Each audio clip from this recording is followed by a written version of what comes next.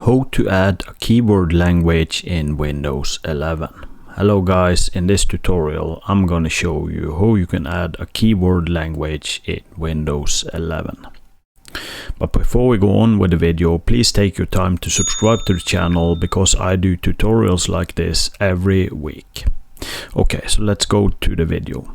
The first thing you want to do is to go to the Start menu, and then you want to go to Settings. If you don't have the Settings tab button here, you can just search for it here.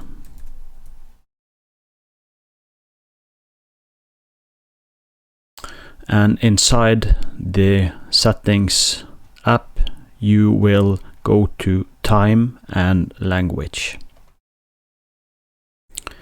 And from here, you want to go to Language and Region.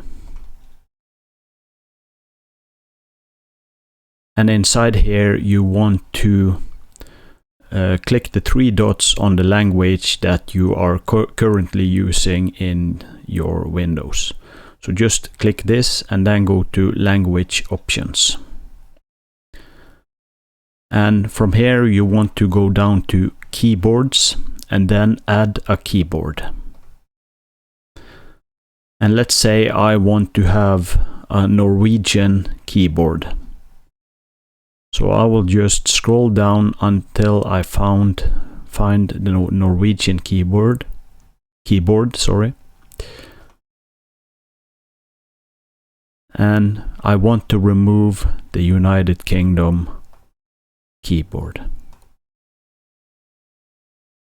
And this is basically how you add a keyboard in another language in Windows 11. If you enjoyed this tutorial, please like and subscribe. If you have any questions, please leave a comment down below and I will do my very best to answer. Okay, see you in the next video.